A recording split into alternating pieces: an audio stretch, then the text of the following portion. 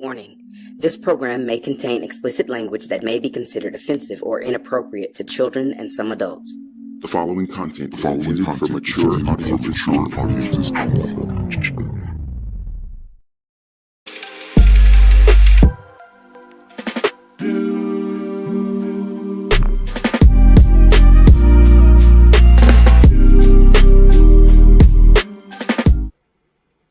Hello, and welcome to First Time Financials. Now, if you're joining us, you are in for a treat. This is the preview episode of a brand new Woe Nelly Media production called First Time Financial, and we'll tell you a little bit more about that. But this is occurring during our 24-hour live stream. We are in hour 14 of our 24-hour live stream, and the goal today is to raise money for Flirting with Destiny. Flirting with Destiny is self-produced. It's going to be the first self-produced film by Woe Nelly Media. It is basically a web series.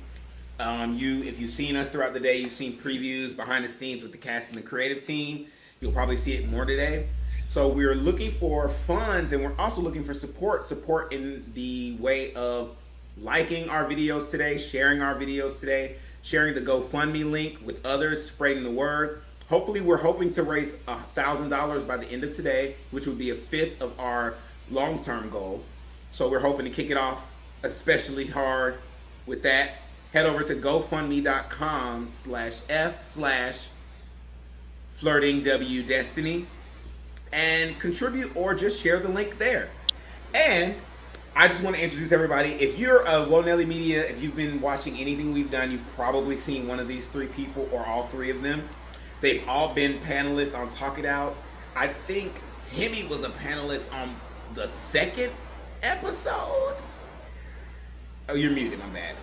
It was number one and number two. I know that. It was one of the first episodes he was a panelist on, and then Sam came a little later, and then Jeter came a little later, and they've all been one or two episodes. I think they've all done at least 2 episodes. And they've definitely been a big part of the Woe Nelly Media family, and now they're officially joining in this capacity. This will be the panel right here. So, without any further ado, this episode we decided to let Timmy kick us off, and he's going to lead the conversation this episode. So, Tim? So, welcome, everybody. As Dureyea said, this is going to be a new show as part of Woe Nelly Media called First Time Financials.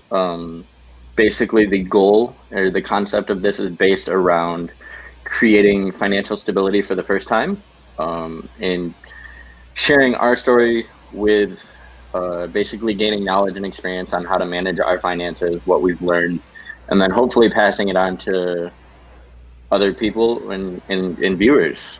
I think this all kind of stemmed from a place where we were talking after a show one night about just taboo topics. And I've always thought finances was very interesting, but thought that a lot of people thought it was something taboo and shouldn't be talked about. And I feel with our generation, it's something that we should try and open up and talk about more and share our experiences and create that shared knowledge to help everyone flourish. I think it's something that schools should look at, and I think it's also something that the elite in America have kind of hidden away from those of us that aren't as, say, fortunate.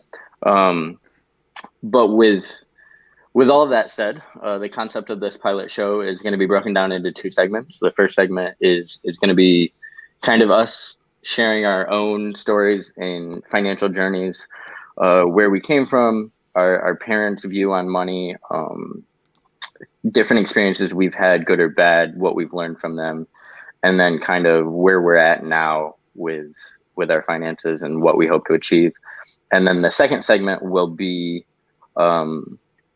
based a very basic overview of budgeting, why it's important, different ways you can go about it, and then pros and cons of different systems, and just a general conversation around that. I was going to ask if anybody had any questions, but this isn't a live PowerPoint presentation. So with Tim's that nervous, said, everybody. I am a little nervous. Yes. As Dureyea pointed out, I'm not a presenter, unlike my host here. But With that said, do any of my other hosts have anything they want to add or comment on about the show? I want to say that I think it's true what you said. A big motivation for me about making. Oh no, we lost Cheater. A big motivation for me. She'll be back. A big motivation for me about this was we had this great conversation after the show where we did talk about these things, and I feel like coming from a background of just having never had finances taught to me. We were specifically talking about how in high school they taught us all this irrelevant stuff that I'd never see, we never use. And we were like, but there's so many things in life as an adult that we needed to know that we weren't taught. So we wanted to create a space where we can just talk about that. We're not like financial gurus or nothing, but we have had our own personal experiences with finance and we want to share them with you. So you as an audience member, please feel free to talk, interact with us. We're going to tell our personal stories, but we also want to know, I want to know some of your personal stories with finance, how you found your financial footing as an adult and what that process was like. We have 4 different perspectives here, and so that's just what I wanted to add to it. Yeah, I think that's a really good point. And just to expand on that a little bit, I am by no means am I a financial advisor. I'm just somebody that has experienced life and had to learn a lot of this on my own. This guy's a financial advisor. And I think as we start to tell our individual stories of our financial journey, is a good way to put it, I think that'll become quite apparent that I think most of us have learned a lot of this on our own through some heartache and just other research that we've done. So with that said, does anybody want to go first? I'll go first. All right. I want to go first just because I feel like mine is the least like of them all. So my financial journey, so it's like, I feel like this. So when I was growing up, I was about middle class, I want to say. And it's very interesting because my financial story, and feel free to make this like conversational, like if y'all want to hop in and I don't mind. My whole process was watching a lot of things that I didn't realize I was watching and learning from.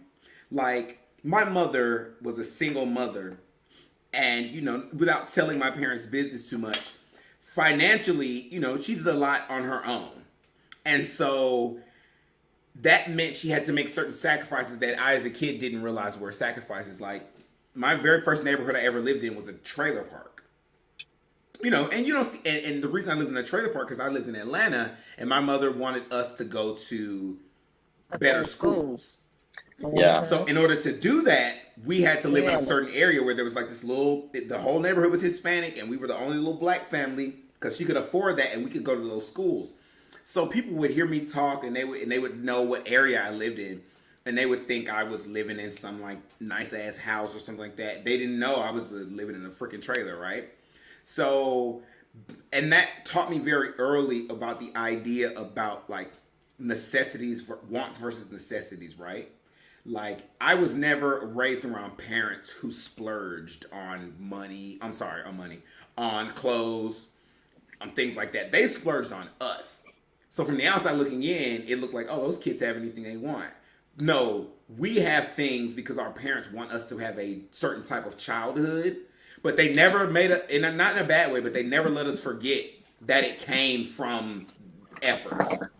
My mom was the same way. She used to say, I work too hard for y'all to look like nobody cares about you. Absolutely. And that's the goal. The goal was, and I mean, as a kid, you don't realize you're learning that. But what I learned as an adult is funny because I really don't care about labels. And the reason I say that is because as a black kid growing up in Atlanta, everybody was all about labels. I was the only black kid who didn't have no Air Force Ones. You mean clothing labels? Yes. Okay.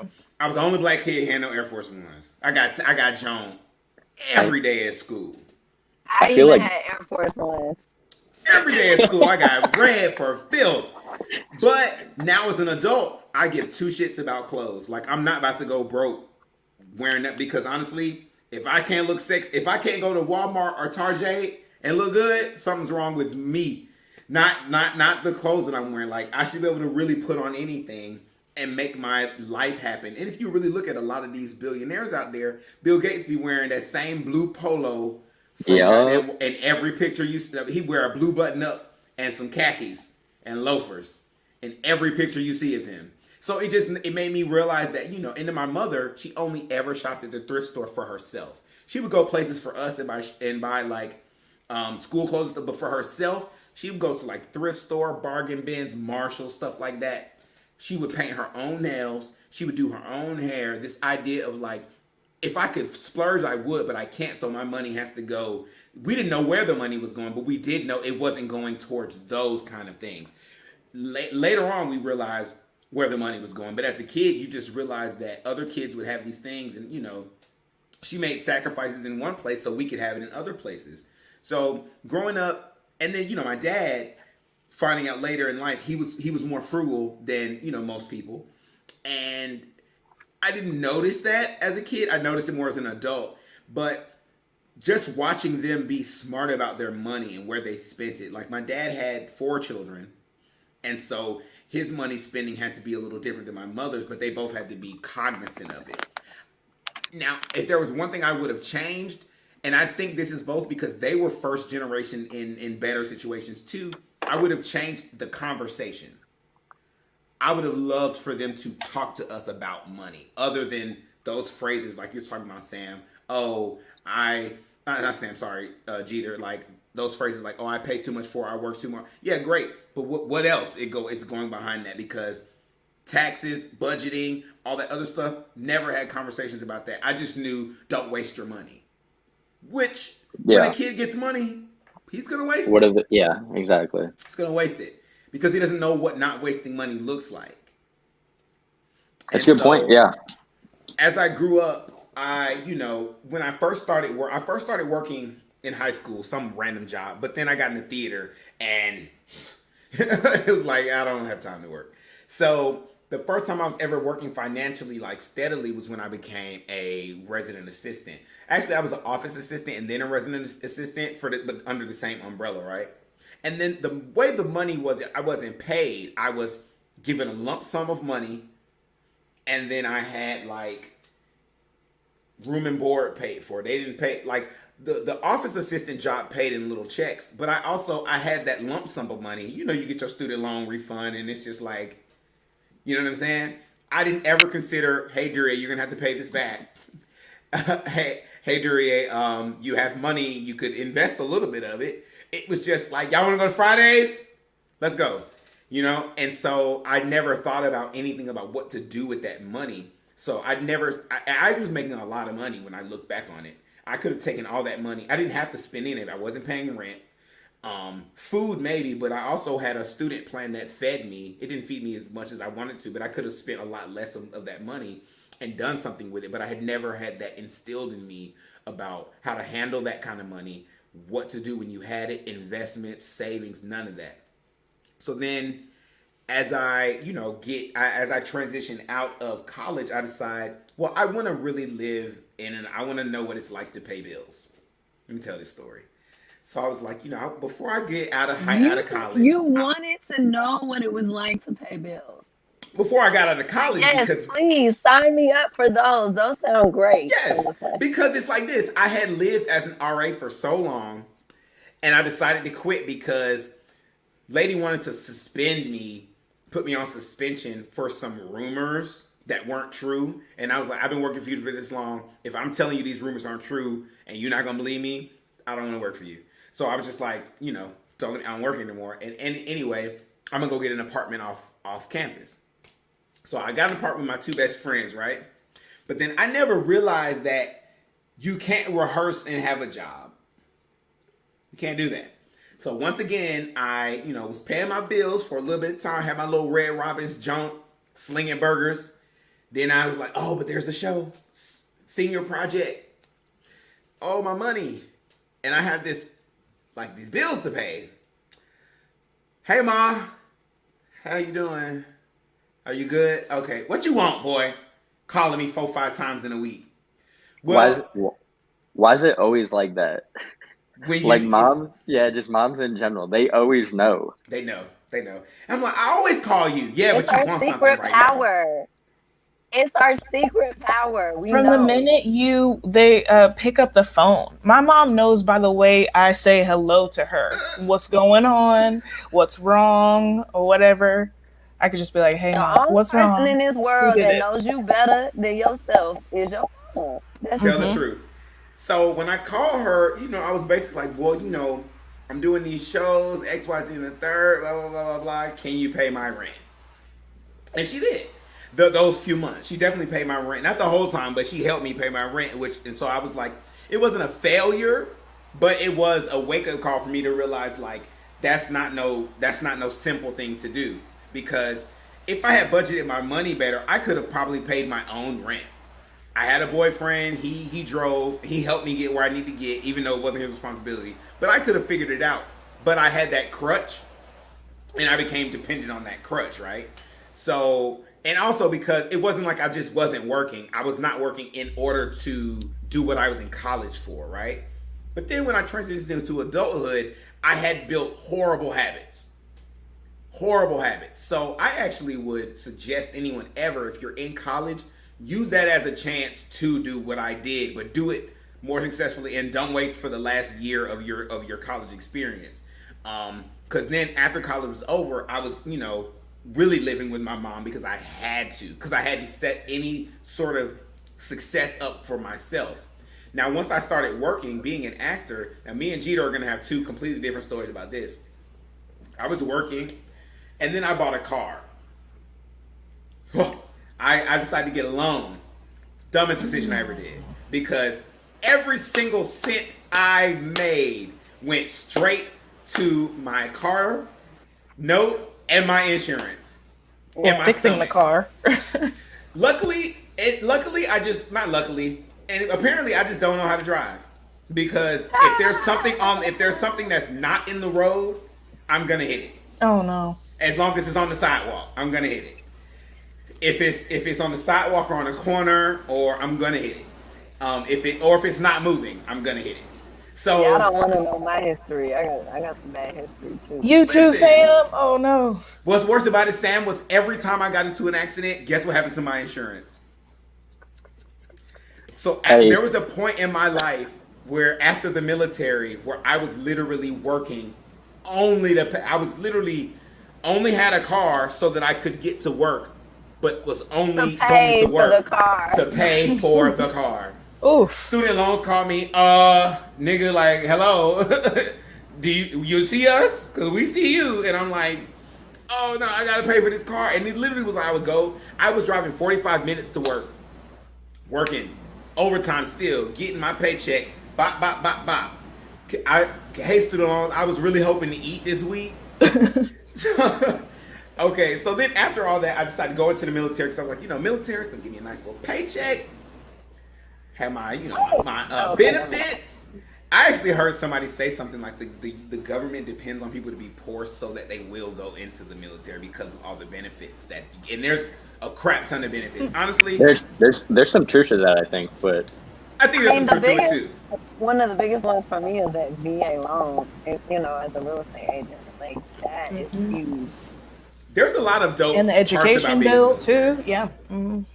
I'm not gonna flex like I didn't love every minute of being in the military. I love being in the military, but I thought, another decision I made for multiple reasons, but one of them was like, well, I'll have some sort of financial stability so I can really focus on, getting myself independent. And then, I went crazy. So that didn't work out. But it had nothing to do with my finances in the military. But even then, because I remember, I had a situation set up. You went crazy, like you didn't budget well and you overspent, or you? No, like I had personal issues. I had a lot of things happen. Money wise, it wasn't that bad. But I'll be honest, that's when I actually bought a better car, and I wasn't spending my money well in the military either, because there's a DFAC in the military, a whole cafeteria that gave you actually really, really good food 3 times a day. Guess how many times I went to that? Ooh, 6. I'm just saying. 0. Unless I was the middle of the day and someone was like, hey, you want to go to the defect at lunch? I might go at lunch because it's right across the street. But because you have to get to the defect, I think they close at 7, so you basically got to go right after work to the defect. Otherwise, you're gonna miss the meal. So I could get 3 free meals a day, but I was spending them on fast food too. I was not cooking. So these were all just decisions of like, oh, I got money, I get. And the bad thing about it, these decisions were all like, I can eat out today. It'll just be today. Then you realize you ate out every day for like the last 2 months. So these are the kind of habits that I just developed because it was just momentary. I made a lot of momentary choices and not long-term choices. So that's basically in a nutshell. There's a lot of chunks I'm leaving out, but that's basically mine in a nutshell.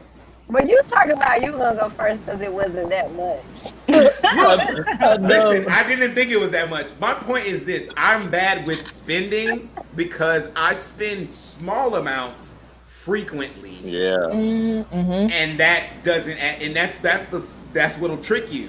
Is you're like, oh, it's just $5.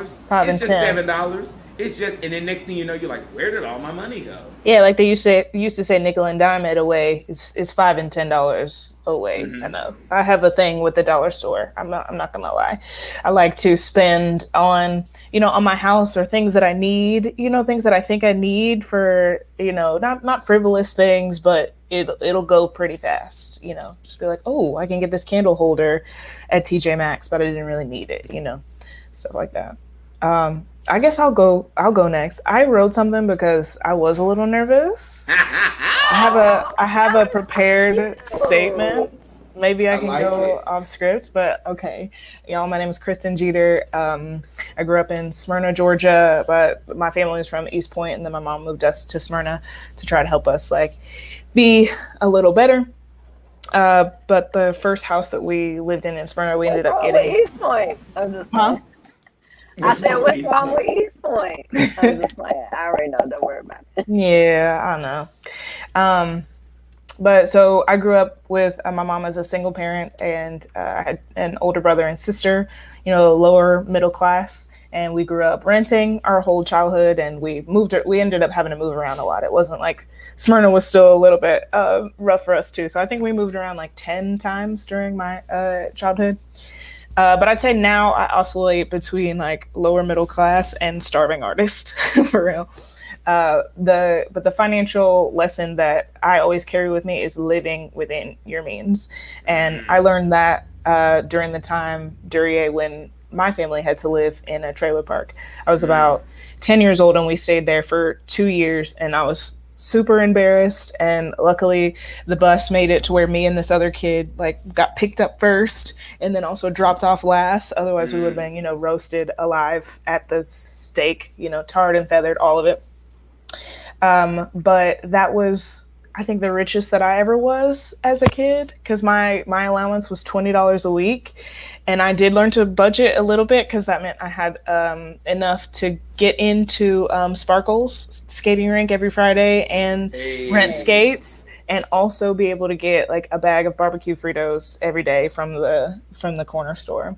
But because our living expenses were lower, we kept food in the fridge. We could afford entertainment like cable that we hadn't had before, and my mom was able to pay down debt and get her credit up to a point where we could move into an apartment as soon as possible. So that's what really stuck with me, that there's wiggle room that you can even thrive in, I think, if you're living in a way that is good enough. I think so many people get caught up in the symbols of success. I think especially within the Black community, luxury cars or Yves Saint Laurent. Remember, what was it? Girbaud jeans and stuff like that. Oh my God. And I got roasted too. I remember I went to Payless and got some City Sneaks, and they had 4 stripes, and Adidas had 3 stripes and K-Swiss had 5, but I had 4, and even though it looked like the same shoe, it was the worst. But I knew as a kid that that's not something that we could really afford, so I try not to let it get to me. And I also started turning to thrift stores and stuff and finding unique pieces. That's when it was okay, well, since I can't afford to do the homogenized thing that everybody else is doing, let me just go ahead and embrace my individuality. And I also learned how to sew from my mother too. So craftiness, resourcefulness has also been a part of my like financial just upbringing and maintaining for sure. Let's see, what else do I have here written in here? I said, so the biggest example for me is this house that I own, which is like the gift that keeps on giving. So before the world ended, I do, on the west side. Ownership. Thank you. And I bought it before I was 30. So, what'd you say, Sam? I was gonna say where, but never mind. Don't tell your business. But I am curious. I'll just say it on the west side, but I'll tell you. Just in case anybody wants to come and be crazy. But before the world ended, I was part of a traveling theater company, and that was my big break. And I made more money than I had ever made in a year, more money than my mom had ever even made in a year. And that's when I chose to buy a house. But I searched for a property where I could have a mortgage rate comparable to what I was paying as a renter, so that I could sustain, like, no matter what, whether the gig came or went or the pandemic hit, it was still okay. What's funny is that I had to convince them so hard that I was going to be able to pay this little mortgage. My house costs less than $100,000, and the mortgage is less than my New York apartment rent was, because I went to school there, and then I got an apartment there that I stayed in for until I left the city. My roommate, he moved out. He wanted to go to Astoria, be a little fancy, but I was like, nah, I think we need to maintain, just like I need to maintain right here. So I'll just find another roommate. So that's always been my thing, is just like, what can you actually handle? No, it's not going to be a high-rise building. There's not going to be a doorman or like an Amazon thing in your lobby. You're going to have to go fight the post office, but I can afford to go get drinks because my rent is pretty cheap. So I think that's priorities. Yes, prioritizing. And you know what, Dureyea, I didn't have the same. Maybe it was because like New York is very make or break, but I didn't have the option to. I guess I could have. It just would have meant going all the way back home. So I was very much like, just gotta make it. Like, I gotta get a job, gotta get an appointment, gotta stay here. Otherwise, I'm not gonna be able to have my career. Mm-hmm. It's also priorities because, like, I just my head wasn't where it needed to be during all of this, and those a lot of personal choices too, because I literally had to go all the way home. I was in LA. I had to go all the way home. So I've been. That's why I said me and you have different. Like, I just didn't prioritize well, and then I let a lot of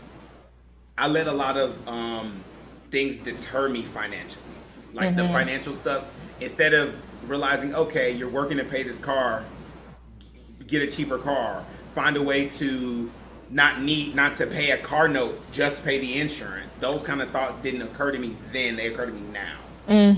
Yeah. I think what I was missing growing up was, or what I wish I knew earlier, what my family had known, was like how to have your money make money. Like we knew how to do within what we had, but to try to make the easiest way for us to get more without, like, trying to get a second or third job. That's something that I wish I had known. Yes. But yeah, that's me in the. Thank you. That silence is when you're supposed to step in, Tim. That's me. I'm dealing with my cat. I love that cat. That cat is only shows up when we be on the camera. Yep. That cat is the fifth member of First Time Financials. The mascot. For real. You wanna put his picture on the logo? We might have to, for real. Do I get royalties for that? But it's got to be at a moment where your cat's like upside down, clawing you in the chest. Ass up, like you got it. It's ass up in the camera. And that's what they always do. It comes up, put the ass in the camera. Put that ass in the camera. He's active enough. But Sam, do you want to go next, or you want me to go? It's up to you. Sure. So, kind of listening to Dureyea, and do you prefer Jeter? Yeah, you can call me Jeter. Okay. So I grew up. My parents. So I was born and raised in Atlanta. My parents, when I was younger, they bought in a very. Atlanta's changed. They bought in Atlanta 40 years ago. I think mostly anybody who knows anything about Atlanta knows And they bought on the east side of Atlanta, like what's now considered Ormwood Park. But 40 years ago, that same area was called Little Vietnam. And when my parents bought, yeah, for real, when my parents bought in that neighborhood, everybody was looking at them like, because originally it was a place that they were renting. And then the owner was basically was like, well, I'm about to sell it. And so, luckily, they were able to like go ahead and buy it. But it was because it was like a little crappy house in Little Vietnam on the east side of Atlanta where nobody wants to go. And so I grew up there. And so I kind of started, I guess you would say, lower middle class. And then my mom was always a nurse. And my dad has kind of been a jack of all trades. So he's had some business ventures, and towards the end of like my childhood living with them, we kind of moved into like middle class. And I have always, luckily for me, we didn't have a lot of money, but we were. There was just stuff that was ingrained. Like I've had a savings account since I was 3. There's a credit union that is in Little Five Points that's like, not far from where I grew up. And I still have it open. I ain't got nothing in it right now. But, so I was a saver. Like growing up, I was a saver. My grandmother would send us money for Christmas and our birthdays. Like I wouldn't touch it. I would put it away. I would save it. By the time I was working when I went and got a work permit before I could even. I started teaching dance when I was 12 years old. When I was 15 or 16, I was a lifeguard during the summers. And that, because it was a city job, I ended up getting money through the city put away. And because I did it every summer, once I got to college, I don't know, I had about 1,000, to $1,500 in a like sort of pension thing with the city. And so when I decided that I wasn't going to do that anymore, I made the decision to pull that money out and actually just put it straight into a Roth IRA. So I was someone that, even though we didn't have a lot of money, like from the beginning, I was always a saver. I was always working. You know what I'm saying? And I didn't know a lot, but I did know, I think, more than most people. And my dad put me on a credit card when I was like 16 or something. When I started driving, he put me on his credit card. And when I tell you that has been my saving grace, because honestly, and then I bought my first house with my ex-husband when I was 23. The market was, okay, but no, this sounds That was really like great. It's about to get really pre-market. bad. That was It's before about the to get crash, really right? bad. Yeah, it was so I bought my first house in 2011. So, well, I guess I wasn't 23. I was 22 or 23. But anyway, 2011, the market was obviously horrible because we were still trying to recover from that big bust. So we bought our first house cash, $10,000. We put sweat equity in, me, my dad, and my ex, and we put an additional like $20,000 in for like materials and stuff. But we ended up eventually moving out of there, buying our second house when I was pregnant with my second daughter. And by the time I was going through divorce, we had owned 3 homes. So within, I don't know, the span of like 5 years, we had bought 3 homes. And So one of them was like, you're saying 3 homes over the course of the 5 years, not all at once, right? yeah, yeah. Okay. So we bought that first house in Ellenwood for $10,000 in 2011. Then in April of, no, sorry, because I had my baby in April of 2014. In October of 2013, we bought what you would call like a marital house, I guess. And then we started saving up for our next investment property. We kept that first property, rented it out. And then the third property we bought was a duplex. And that was also, even though we bought it in April of 2016, the market still had not come back. You know what I'm saying? Like, it was still a lot of good deals. So we bought that one. That was the last one we bought, and we ended up making, in just a year, we resold it because of the divorce. Like, I don't know, a year, less than 2 years. We bought it for 80, and we sold it for like 120, within a matter of like less than 2 years. So we made some good investments in a really opportune time. You know what I'm saying? And I was always a saver. I was always a hard worker. And then the divorce happened, and it was 2 years, and it literally took 2 years, and it was just I left because um, he was abusive, mostly verbally and emotionally. But it had started moving into other forms of abuse. So that's when I was like, yeah, I'm good on this. So I mean, that was a really hard time for me, Dureyea. I think it was probably kind of what you were going through when you said you just you kind of lost it. Like, it was like for the first, I don't know, 25 years, 28 years of my life, I have this great, I mean, I've owned 3 houses. I have, not only do I have my Roth IRA that I've been contributing to.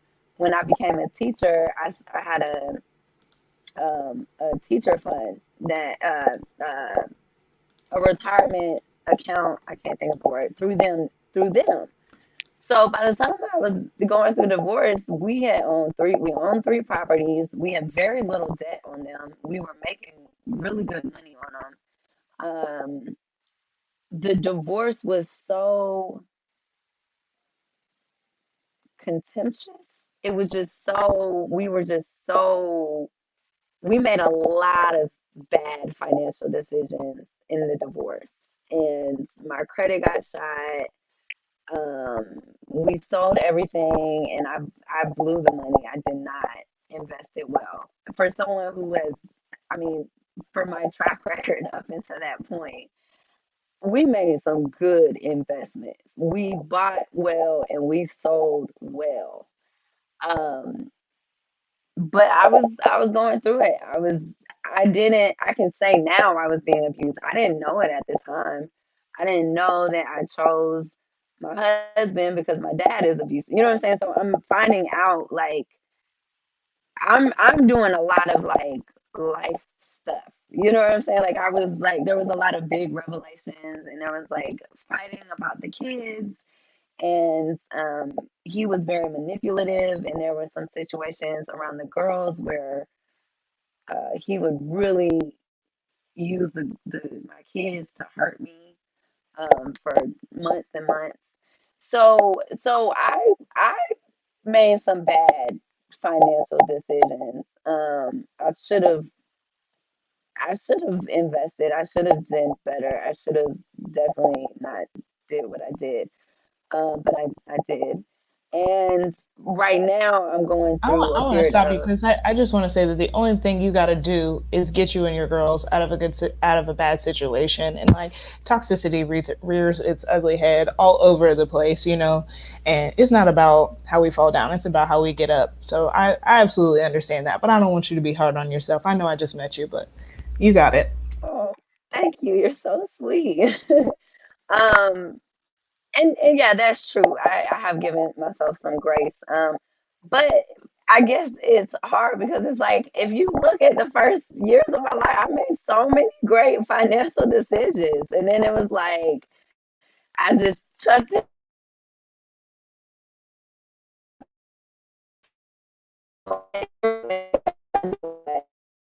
and some basic survival stuff than maybe making the smartest financial decisions. But um,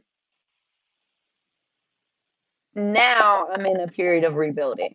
So I'm working on my credit. I'm working on um I'm going to be ready to buy a house in 2022. I'm working on my taxes because we had some tax debt. I mean, I was someone, we filed taxes, you know what I'm saying? Like, I haven't filed taxes for the past like 2 or 3 years.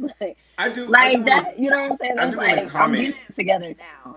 By the way, do not use Optima tax relief. I'm so over them. I think this though, Hmm? Sam, like when it comes to a situation like yours, like I because you can't say hear, you can't hear me? You can't hear me? I can hear you now. I couldn't hear you at Oh, first. okay. I can When hear you you now. when you make decisions like that, like you talk about, oh, I made all these great decisions, and then this thing happened, and stuff changed. But I think that happens. I think everyone goes through like peaks and valleys, right? But you have to realize you were still armed with such like really strong financial knowledge that if you weren't armed with that knowledge, just think of what you would be looking at right now. After you came out of that fog and you're like, okay, I was being abused, this, that, and I need to maneuver, you knew what to do. A lot of people don't even know what to do. A lot of people in the situations like that will be like, well, now that I don't have my partner, what the hell? And so it's great that you did have those finance. So I'm saying like, still you still have it's not like you lost those tools. You still have them and you still have them. And now you're gonna share them with the rest of the world. And And, and Yeah. yeah, go ahead, Tim. and the other thing too is that like if you were in a, let's say, a good position financially before shit hits the fan, like that, the situation you put yourself in financially before shit hit the fan allowed you probably to come out the other side a lot better off than had you already been in trouble, or as Dureyea said, just unaware of the stuff. And so like that's a big takeaway, is just like how powerful knowledge and having financial resources available can help you. And Go ahead. I, oh, go ahead, Jupiter. Oh, I was just gonna say I had to remind myself because even I'm in like I feel like a valley in the pandemic too, that sometimes we can get, when you do have certain knowledge like that, when you do set yourself up, like we can get cash poor, but it's not like poor. You know what I mean? Like you still have your retirement stuff, like everything. You know, No, you're not girl. No, no, completely. no, Okay. All no. right. Well, I'll just speak for myself. I was like feeling bad, kind of living hand to mouth a little bit, but I was like, I still got my 401k and like I still have, equity to borrow against if something should happen. Is that And a No, girl. 401k because you're I equity? went rock bottom, but yeah. that's good. It's okay. But I went rock bottom. You know what I'm saying? Hmm. Right now, I'm rebuilding. I didn't Hmm. know y'all got Um, 401k. I need to get equity. Shit. but Listen. what I did learn a lot about finances. I mean, because I think I had a pretty um, strong like idea growing up. But what I didn't realize is how like fungible and how like cyclical money is. Like just as soon as it goes, it comes. And learning the cycle of money kind of, and learning kind of to what Timmy was saying, which is, well, if you got yourself in that position before shit hit the fan, then it kind of helped. But to even add on to that, which is, if you got yourself in that situation once, you can get yourself back to that situation. And if you talk to anyone that's made any type of money in life, they've probably also gone through some really downward cycles. My broker talks about it all the time. He was like, we can tell poor stories all day. Like I was, I was in some deep shit. I've had times in my life where I'm making great money, more money than I could even imagine, and I've had times where it was really low. And if you talk to really anybody that's made money, they have those cycles too. And it's like, if you understand that, and if you know that you can do it once, then you can do it again. That also helps too. Yeah, I mean, I think that's my favorite billionaire, Elon Musk, at one point was poorer than poor when he started SpaceX and Tesla, from PayPal, basically like put all of his money in it and had no money to pay rent and was like, I'm gonna make it. But yeah, I think that's a good statement to end on. Is like But if you've been there, you can get back. and one more thing, which is why I'm in real estate now, is I personally saw how real estate um Yeah, Literally, I mean, my husband did not come from money. We were, I said, we had kind of moved into a more stable middle class as I got older. But he was from a very low socioeconomic bracket. You know what I'm saying? And so he honestly taught me how the value of real estate. And I saw personally how it changed our financial situation. And I just want to say this about real estate and why I think it's so important and speaks to what Jeter was saying, the equity and everything. In real estate, the reason why it's such a good investment tool is because of the leverage you get from it. If you want to invest $100,000 into the stock market, you literally have to have $100,000. If you want to own $100,000 asset or house, property, you just have to have the down payment and upfront costs. So you're talking about maybe $10,000 of upfront costs versus $100,000, and you still have the same value of asset, and now you have more cash and or equity to do more with. And so that, I know real estate is a market and it has its ups and downs, but that's anything. And as long as you understand the market, you can always and apply the right strategy, you can always make money in a real estate market, even if it's down or up. In any state, you can make money. You just have to apply the right strategy. And that's hopefully what I can bring to the table.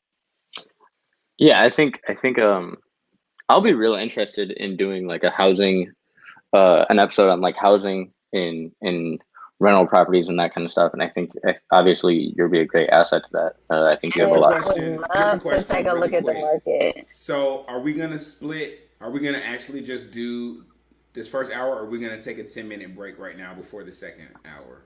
I was gonna ask you. It's up to you. I can It's go. really up to You can you run as that. far as because you haven't even done your backstory yet. So Okay. Yeah, I mean I can go. That's fine. Go. Okay. Okay, so there's a lot of common themes among all of our stories, and it's interesting hearing other people's stories.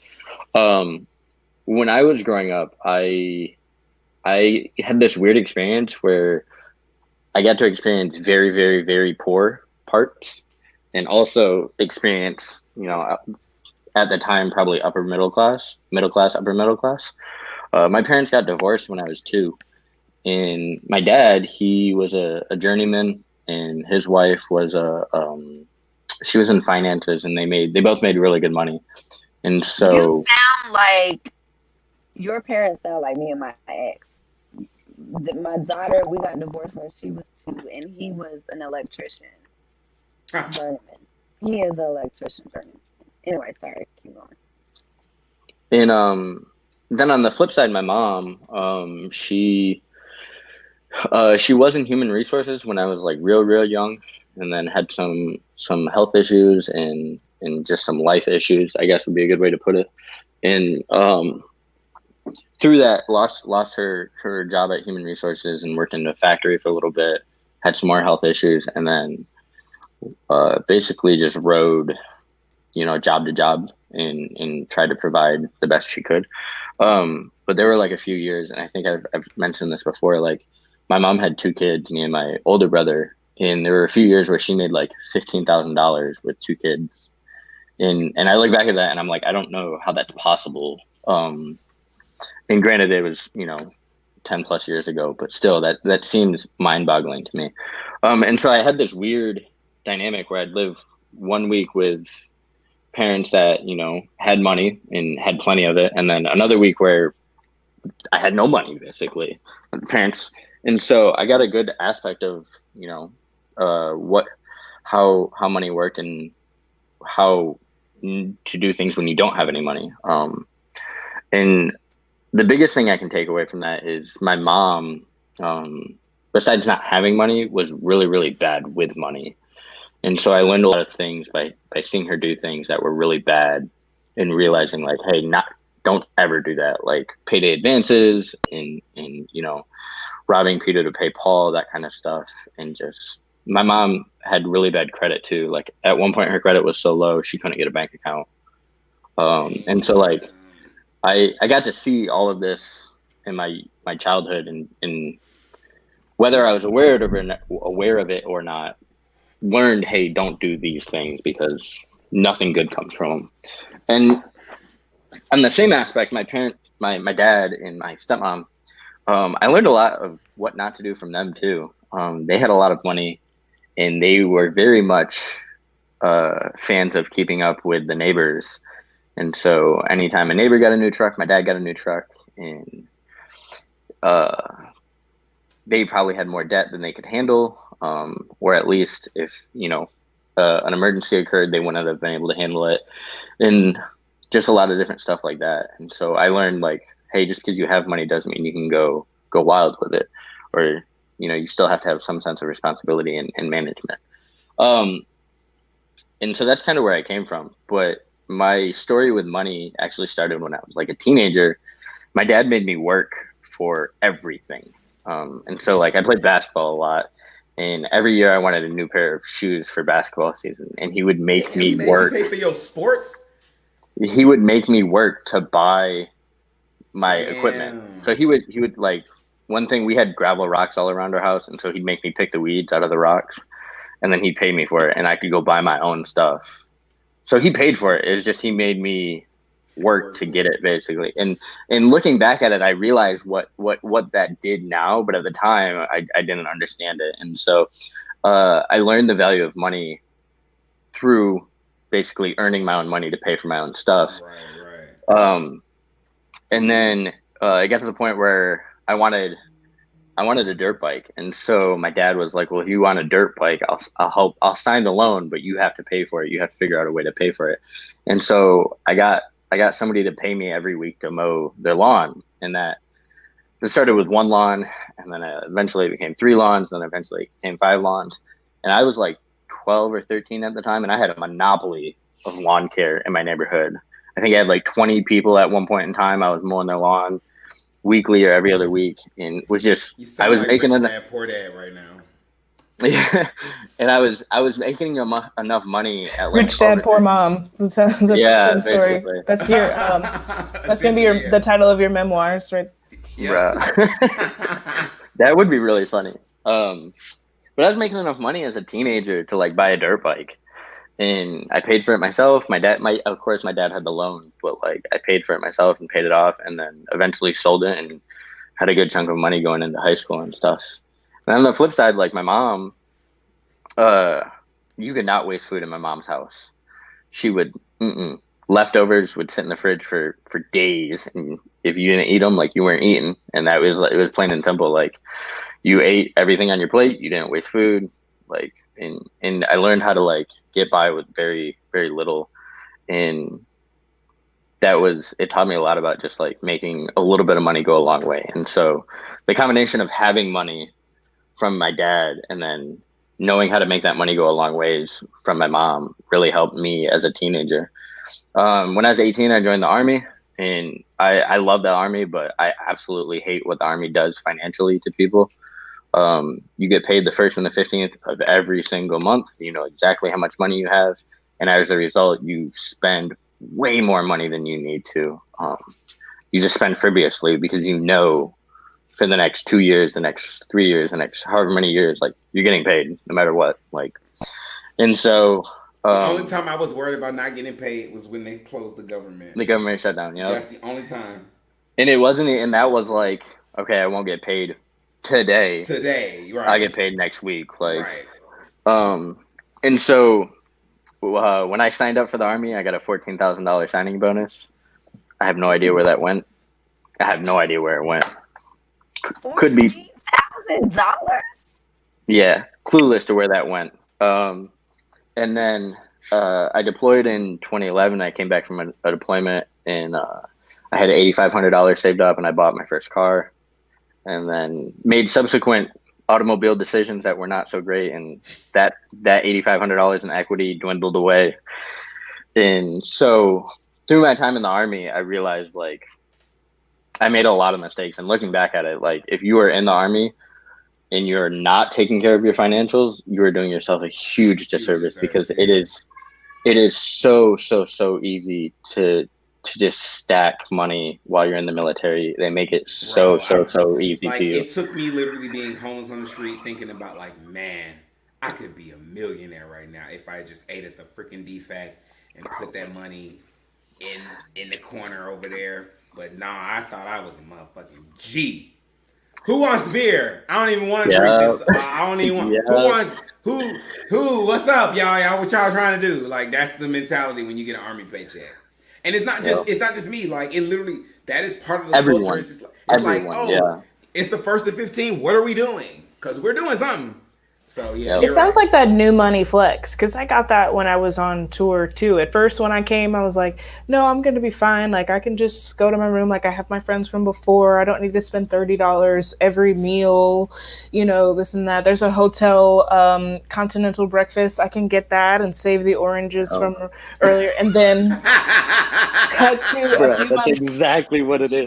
But then cut to a few months later. It's like Monday night. It's our day off. We're like, what steak/seafood place can we go to, and just like hemorrhage money every Monday, because we knew that we were getting paid weekly at that, and it was a lot. So anytime we were in a city where there was one of those restaurants, like a Space Needle or something that like rotated, and you could see the whole city's view, we were up there spending $200 per person. Just stuff like that, when I was like, I did not need to do that. I could have put that in the bank, but it also was a good time.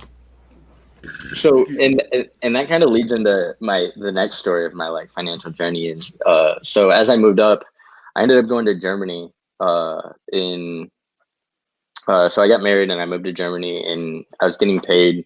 I got a few promotions, so I was making a decent amount of money, and it kind of started not, as you said, hemorrhage money, and was doing okay, was saving and stuff, and so.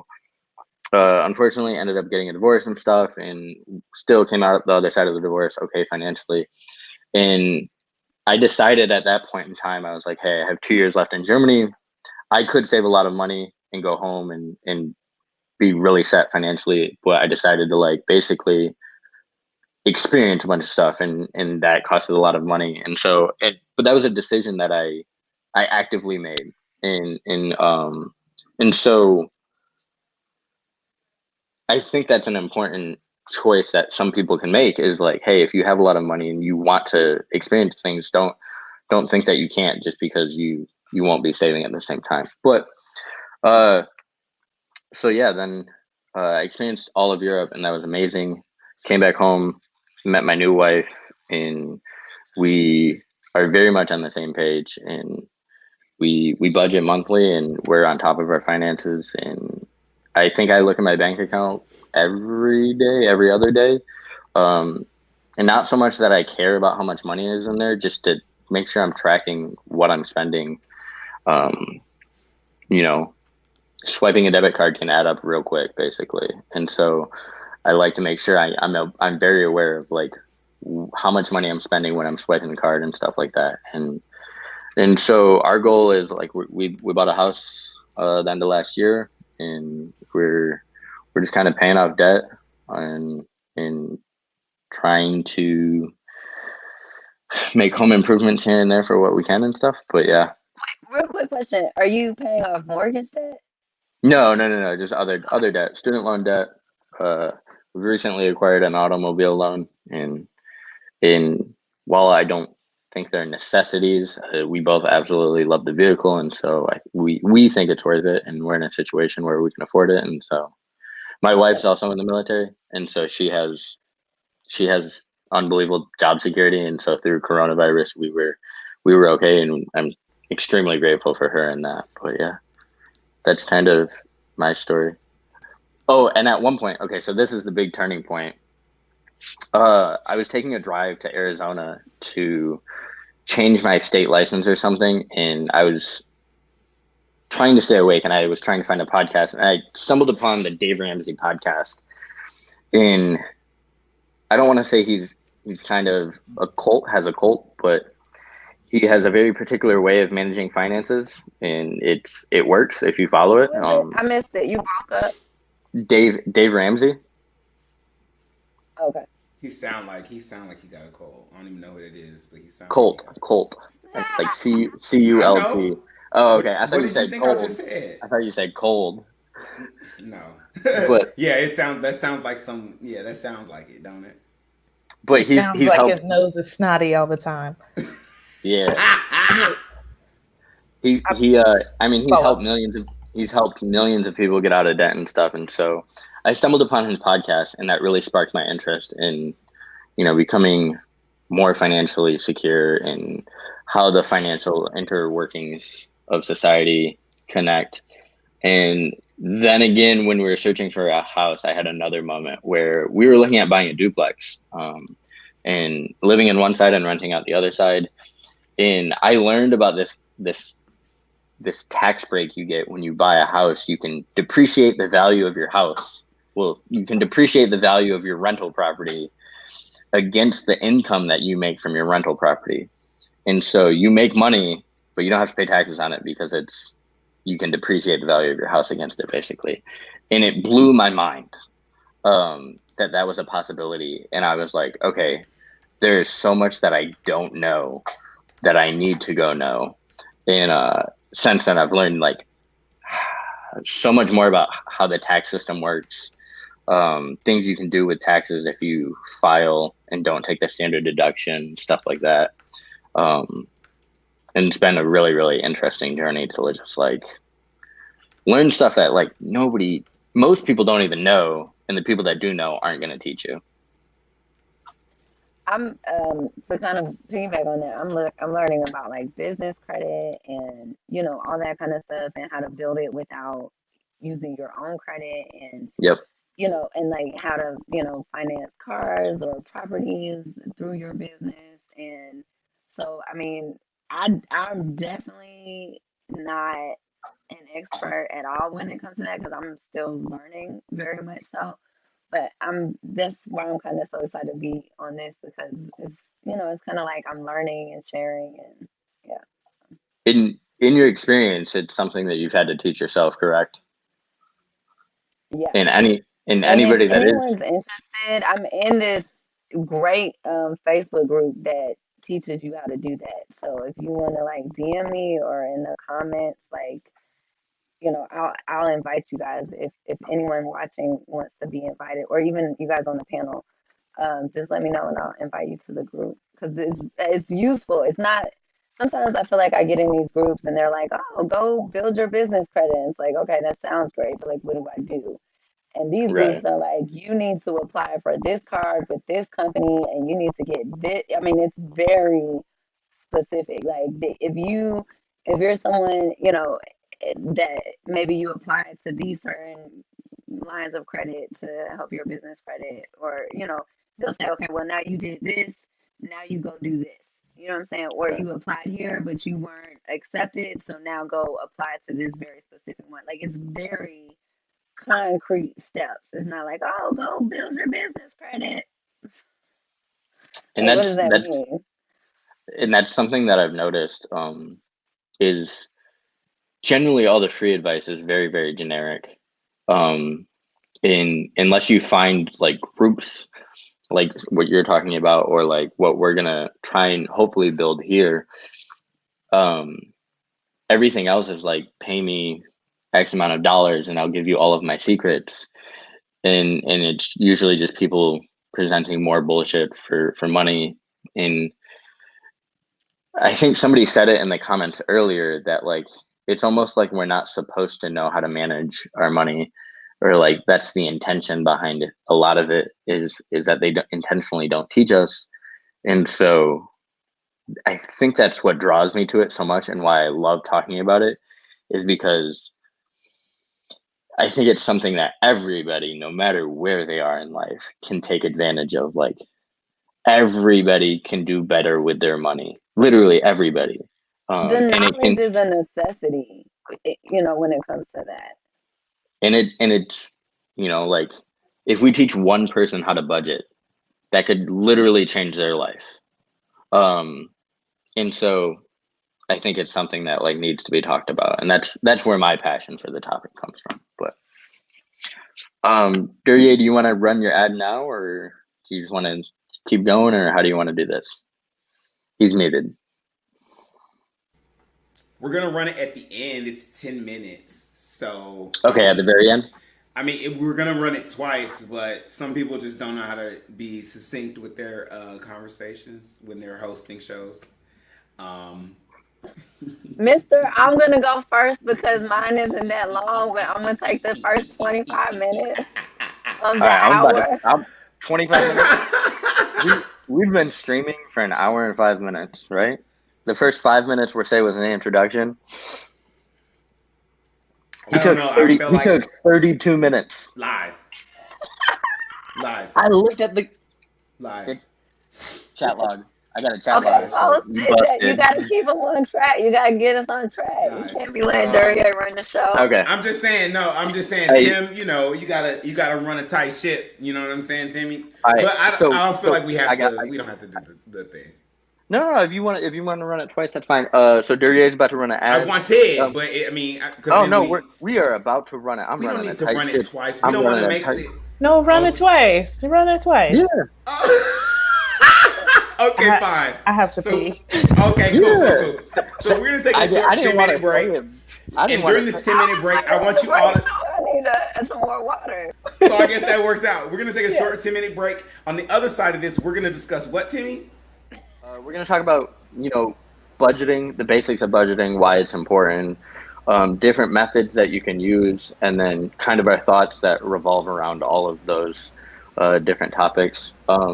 Yes, so Timmy. if you just a friendly reminder, this is a 24-hour live stream that you're approximately 18 hours through, Dureyea. All of the money that is donated will be going towards an amazing cause. It's going towards the first live production movie, I believe. It's the first self-produced project we're calling it, and it'll be a web series, the first episode of a web series. Okay, so the pilot episode of a web series called Flirting with Destiny, written by Dureyea and a few of his friends. I've read some of his work. It is amazing. He's a very authentic and passionate individual when it comes to this stuff.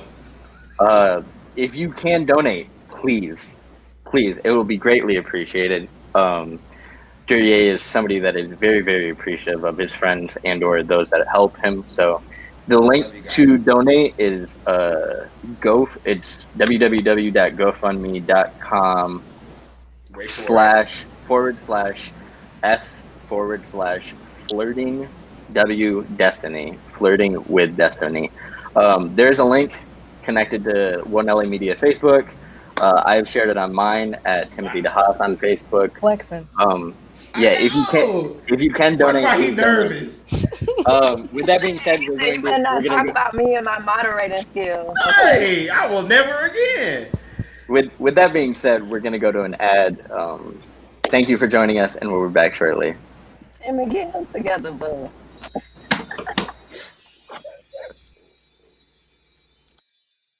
I'm here today to ask you a question.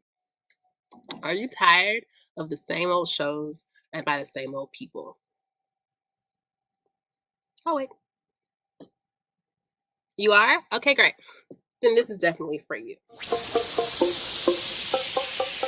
Let's get up close and personal with the cast and creative team behind Woe Nelly Media's first ever self-produced web series called Flirting with Destiny.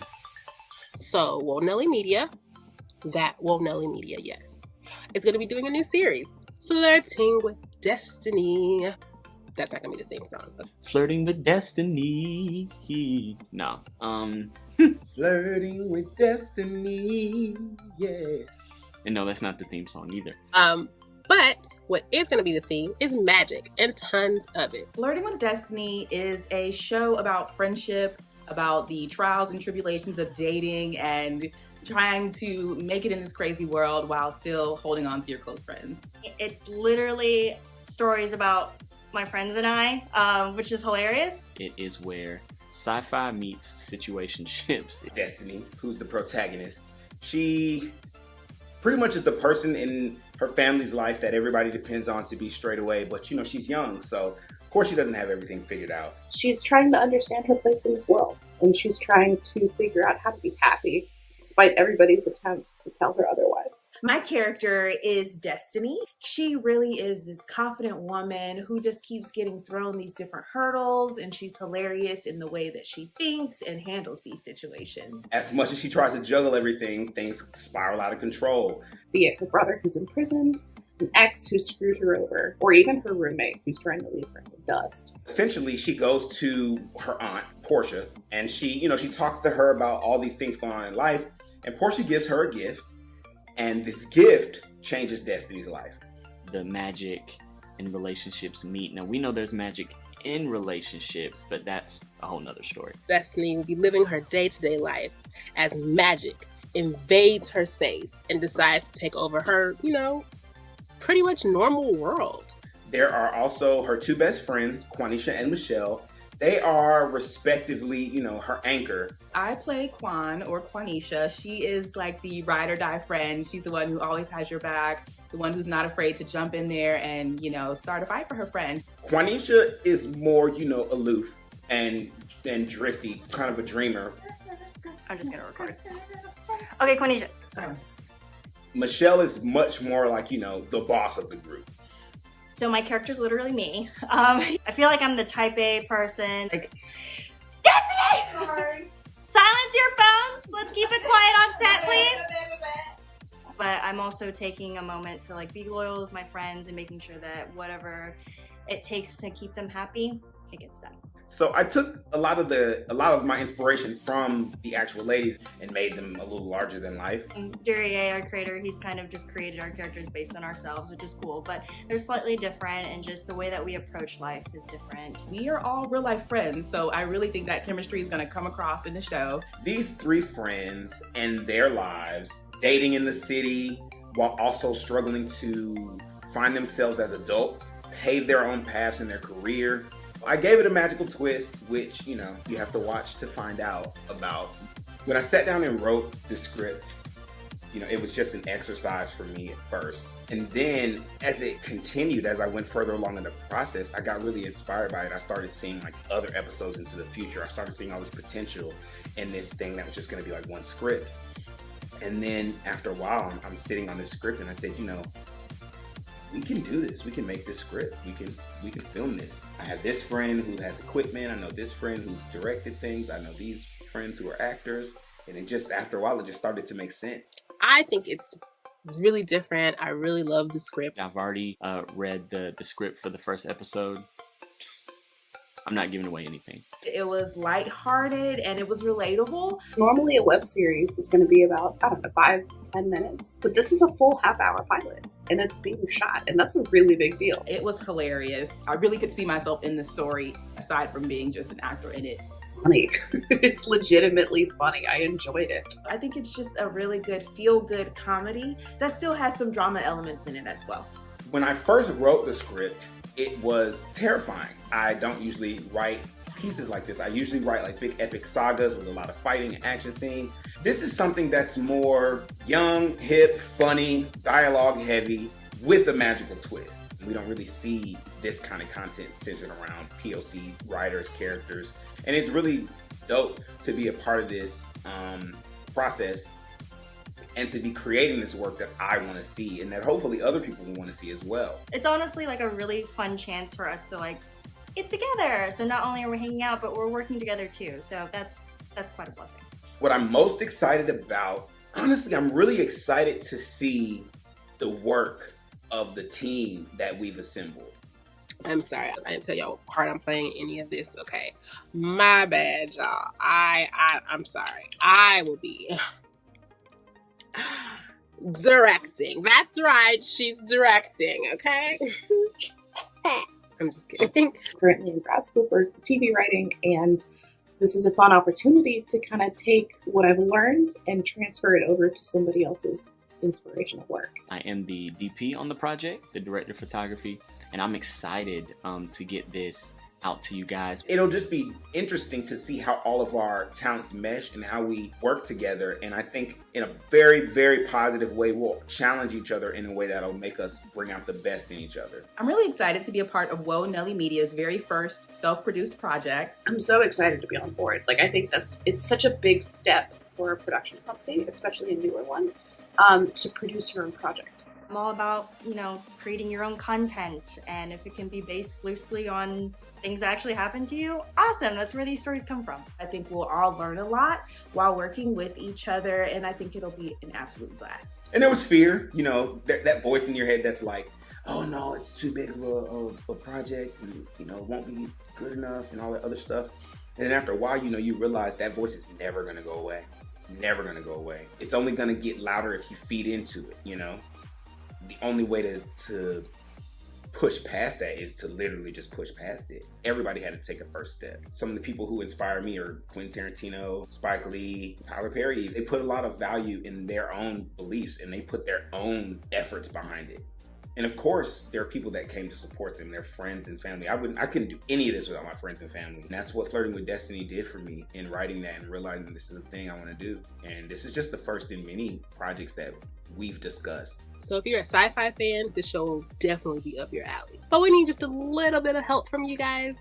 What would the world be without art? We're all sitting here in quarantine. We all want something and need something to look forward to, something to enjoy, something to be a part of. And this is something that you could be a part of. You could help make this a reality. And why wouldn't you want to support that? It's also Black and Asian females in this story. So finally we have some more colored people coming up in narratives. Let's support that. People should support because you should support artists.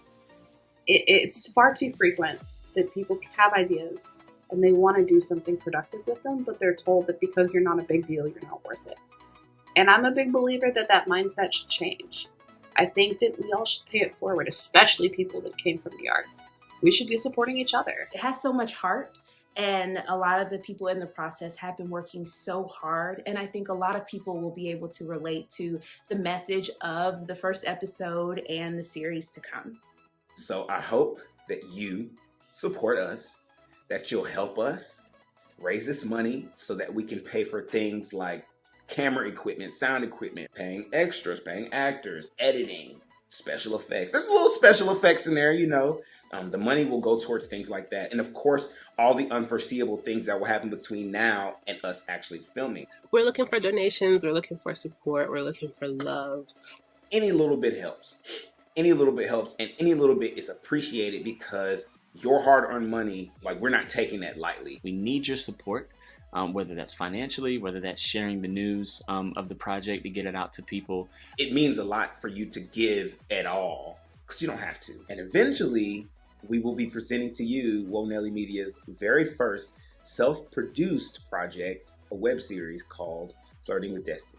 So here we are, so excited.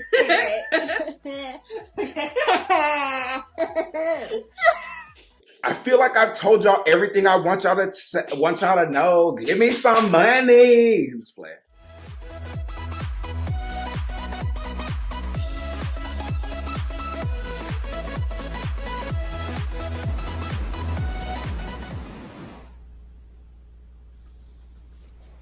And we're back.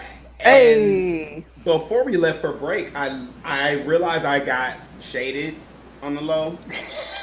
You did. I saw it. It was the strangest shading that I've ever experienced. I'm actually not talking about the shading in the comments yet. We'll get to the shading in the comments. Yeah, I'm talking about the shading from you, sir. Oh, what's up? What's up? Because what you said was you did that whole presentation verbatim, word for word, rehearsed like super professional. When? And then you said the whole name of the site and everything. I just feel like that was low key you being like, who's nervous now? And I didn't appreciate that. Hey. You know what I'm saying? And No, what's that meme say? And I took that personally.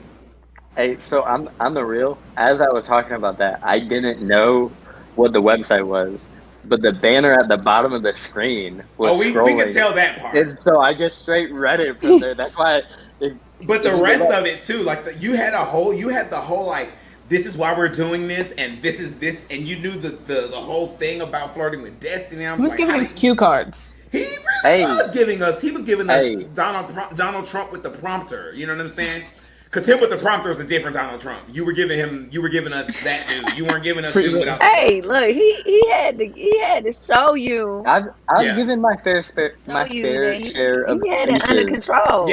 Yeah, and I was very so now we can talk about the comment shading that I got in the comments. Hey, PJ, 30 minutes, dude. That's how long you took.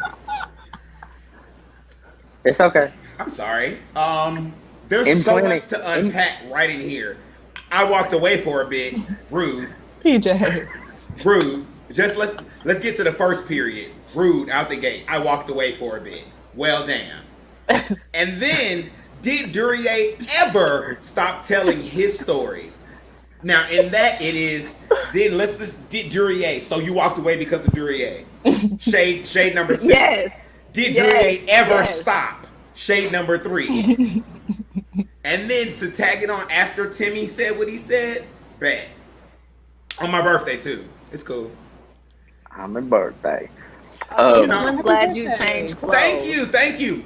I'm wearing this because my cousin Martell graduated from high school this year. And this is my shout out to him. We just got the shirts in the mail because we didn't get to go to his graduation because of the Panorama Coke.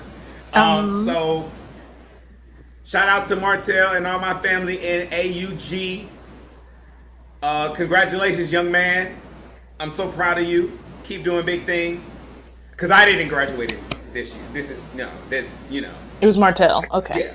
I'm 18. So that's how old I am. Okay. Hey, DJ's cleaning it up. He went in there. That's critical. But hey, this is important to recognize. PJ came back at a very pivotal moment in the conversation to learn, or at least hear and confirm anything that he knows about budgeting. And so he's back. Now that's really dope. That was a great segue. He is back. I do want to say this though, like my hopes for this show is that it is like, everything Woe Nelly Media is super like personable. I do want to create a dialogue that is personable about finances. When people think about finances, it's all like finances and rigidity and structure.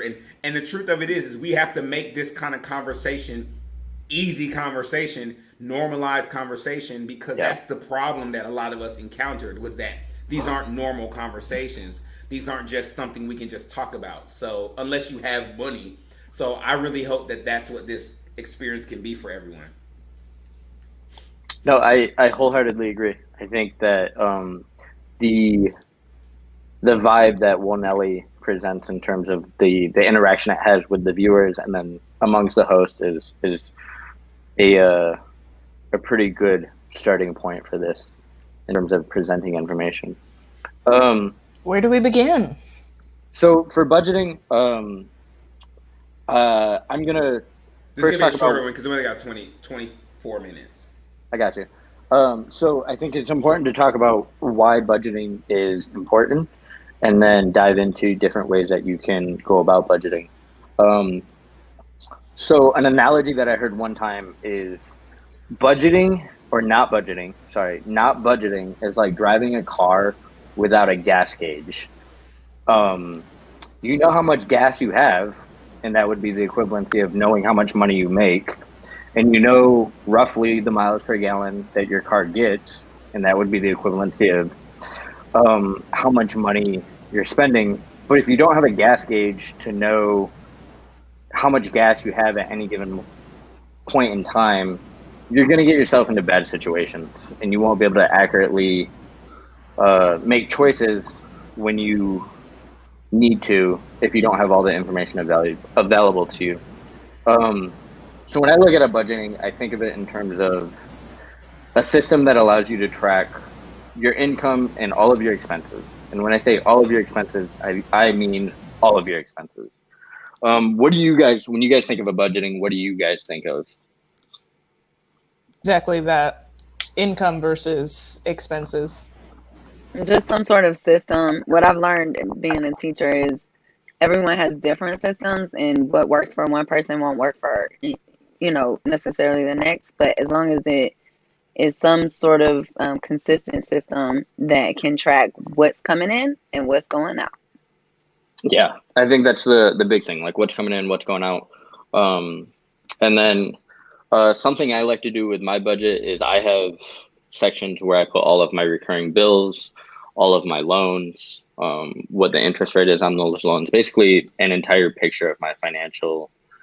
My budget has like. See, I would say the same for me. I think a big part of creating a budget is about learning how, like, I think when I think of sitting down and making a budget, I think about my long-term goals first now. Surprisingly enough. I do, because and it's funny, the segment we just did before here, it's really important because the reason I think about my long-term goals first is because that isn't what people think of first. People think of like, what do I need right now and how do I do that? But then what happens with that, I think, is you end up that's a mentality that, in my opinion, leads to complacency. Well, I think when you look at it that way too, you kind of always get stuck in a cycle. Yes, that's what I mean. Where like you're always trying to deal with what's going on right now. Exactly. When you think about what you want to do, that will also affect your right now too, because it's like, all right, this is where I see myself, and in order to get there, this is what I need to be doing right now, instead of just, all right, let me take care of what's right in front of me. Then all you're ever going to do is focus on what's right in front of you. So with me, especially now that I'm an entrepreneur and things like that, it's like, all right, so by the end of this year, yearly, which means for me when the company was started, what do I want to have done with the company? What do I want to have completed for me as a person? I have these things in place, right? Otherwise, I just would have been like, I need to get a car. Right. So in to speak to that, I think a good way to visualize that is kind of having like a roadmap. If you have a long-term goal, you can kind of build like a roadmap of how you're going to get there, in what actions you need to take now and next week and next month that'll help you get to there. And if you don't have a budget to kind of outline, where you can, push some money this way or where you can pull some money from, it makes it a lot harder to try and build this map of achieving the goals that you want to achieve. So I think that's why a budget is very important. Is it depicts your current financial situation and what you have available to you versus where you're spending your money. I think that's where I would suggest people start, is knowing exactly what their finances are. Like, just don't turn a blind eye. I think I did that for a while, just kind of like, I know I got money coming in, so I think I've got this much, but charting it out, like you're saying, if you're an Excel sheet kind of person, but just knowing exactly what's coming out of your account, if you're able to have a bank account, and when, knowing what you need so that you can have the right, so that you can live within your means, or figure out if you need to adjust. Because the thing about living within your means is, well, you have to know what you need, right? You have to know what those means are, and then make sure that is at a good ratio to what you're making. So that, because I think there's I don't know the exact number, but try to have your living expenses be like, say, 60% of what your income is, so that you're not worrying all the time, so that you're not on your hamster wheel. It's supposed to be your living expenses shouldn't exceed 30% of your income, which is right now, that seems like super. Well, you're like your mortgage payment. You know what I'm saying? Like, your maybe rent, not all, right. Maybe not Mm-hmm. all your living expenses, but like your housing expenses. Mm-hmm. Yeah, I think so. I can't speak to like living. But. Yeah, no, I think that sounds about right. Your housing to be like a lower portion of. Well, I have a question for you guys. As an entrepreneur and someone who does not get a base pay, I kill what I eat. I eat what I kill. You know what I'm saying? So, and there are people out there like that. So, do you guys have any tips for people that don't have a set income every month? You know what I'm saying? Like, I mean, I'm kind of I guess I'm asking for the people in the audience and for myself and just, for everyone. But if you don't know it, it does make it a little bit harder. You know what I'm saying? yourself. Jeter's muted. You were muted. Sorry, man. Because it's ashy. I'm sorry. The sound is ashy. I would say to pay yourself and do it incrementally, no matter what is going on. So say whatever lump sum you get at a time. Say, okay, I'm gonna take this much, and obviously to your bills. But say this much is gonna be to this fund. This much is gonna be to that fund, and it doesn't have to be. I'm gonna do it $50 every time, but it's gonna be like 5% of what I make is gonna go to this fund or to this class that I want to take, or that's what I would suggest. So very similar to that.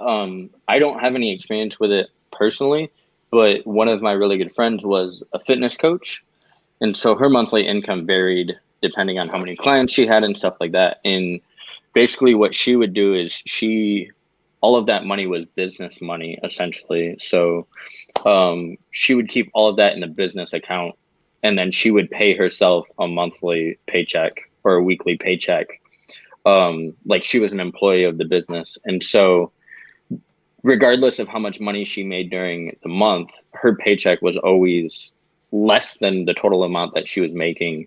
And so that way she had some sort of steady income week to week, month to month, irrespective of the fluctuations in her actual overall pay. So I think a good way, hang on just a second. So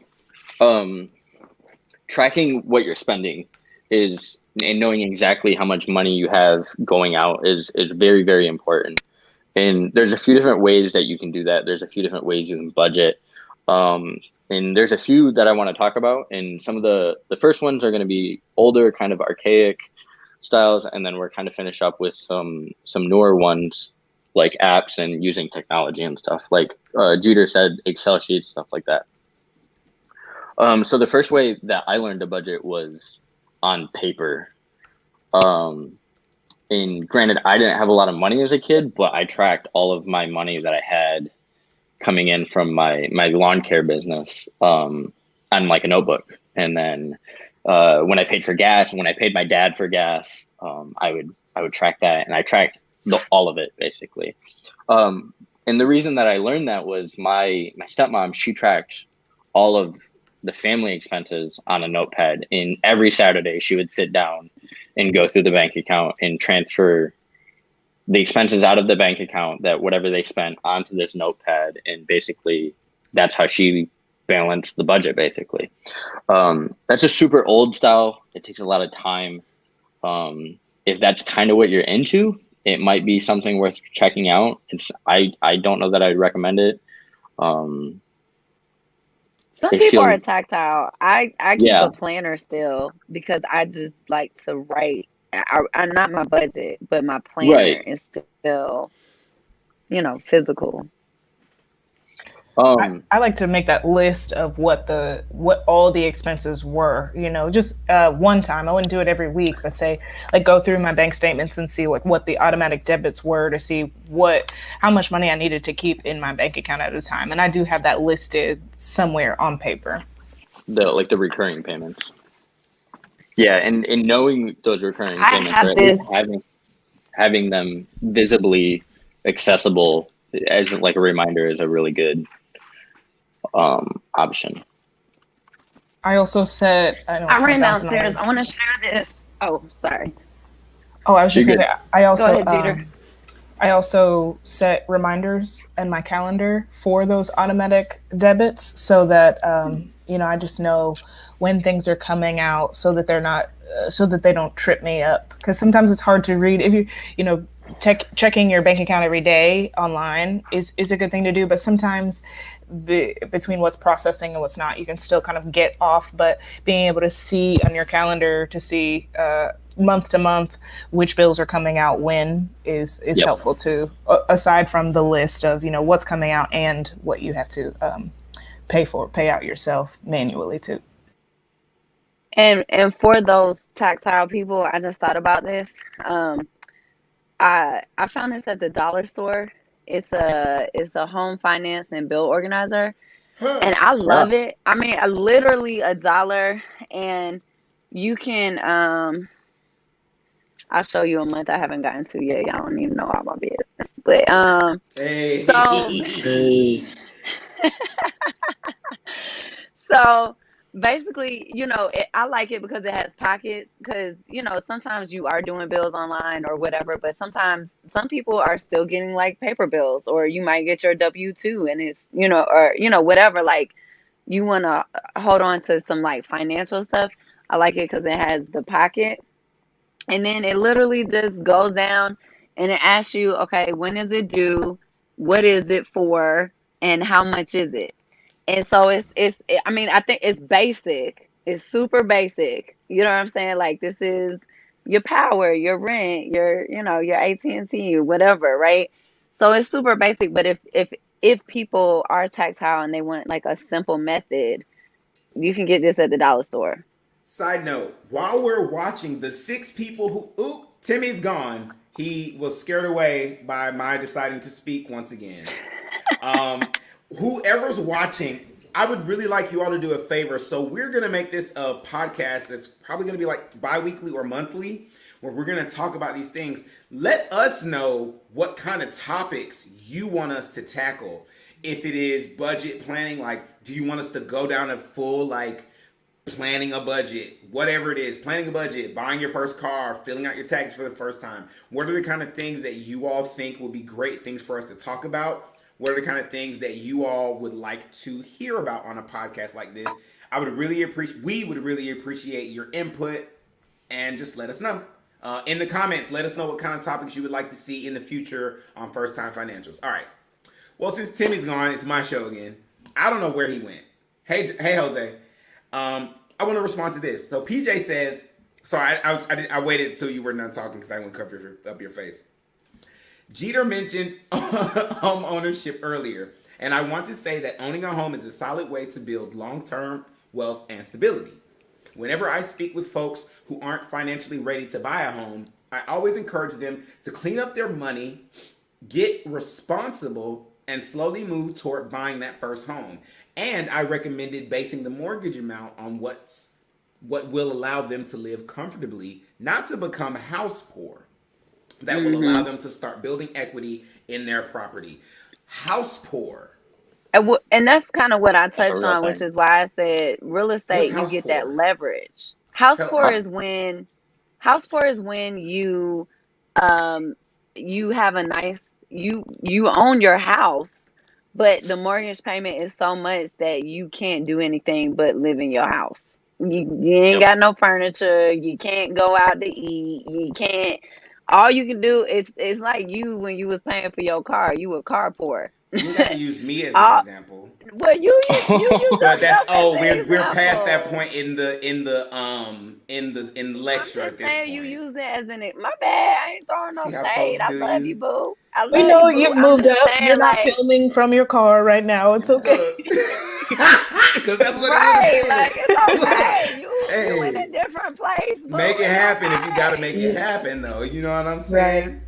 So I got the idea. I agree with that. I got the idea to buy my house from my mom when she finally bought one. When she retired, she took the rest of her money out of her 401k and got a foreclosed house at the time. It was like when the market had crashed, 2008 or 2009. And it was like the only dream I ever heard her talk about was owning a house. And she said that she liked that it was something that nobody could kick her out of. And seeing that she got a house for as cheap as she did, I was like, oh, well, maybe that's an option. And when I was doing dinner theater, I randomly went to my little Bank of America and was like, I don't know, like, could I get a mortgage or something? And they were like, yeah, you could probably get pre-approved for something up to $70,000. And I had no idea that they would give me even that much money. Let's say this was like 6 years ago or something. So I think it's a lot more attainable than people think it is. And there's also first-time home buyers. There's a lot of things people want to get, like the government, the cities want to get you into houses and they will make it cheap for you. And it's like paying rent, but you can get it back if something goes south. Yeah. I can't speak about other markets. I can speak on the Atlanta market. Right now, you can afford more with interest rates being how they are.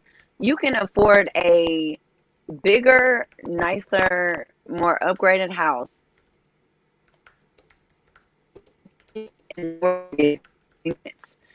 because of the way the Atlanta market is going right now. Rents are skyrocketing and interest rates are just like staying Super so low. low. And Jeter, I was gonna ask you when I was listening to your story in the first half, you talked about how like you made a decision to buy, and I was curious like what put you in that mindset, because it sounds like you came from this kind of one financial perspective, and then you did get some money and you actually decided to use it well. But something, even though you maybe not necessarily had that education in the beginning, when you did get that money, something spurred you to use it correctly, or use it in I guess, a smarter way, I guess. Constructive manner. Yeah, so like what, but you answered that. So I was Yeah, interested in that, but you the answered it. example of looking up to my mom.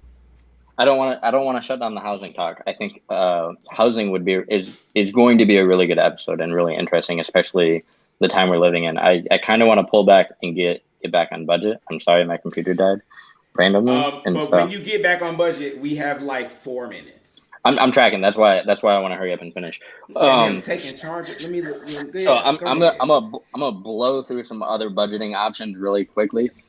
So there's another option called the envelope method, where you take an envelope and you label it with every single bill that you have gets its own envelope, and every single expense you have gets an envelope. So your car, your insurance, everything, and you put cash in that.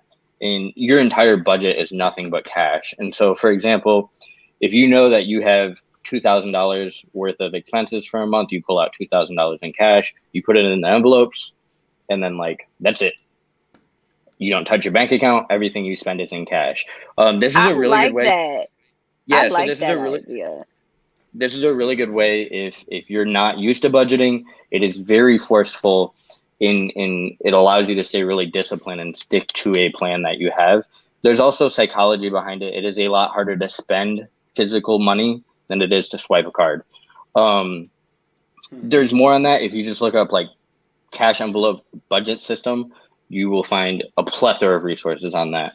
Another option Jeter spoke to earlier was Excel sheets. That's what I use. I personally have it in an Excel sheet. I've written different codes into it that allow like auto adding different columns and like stuff like that.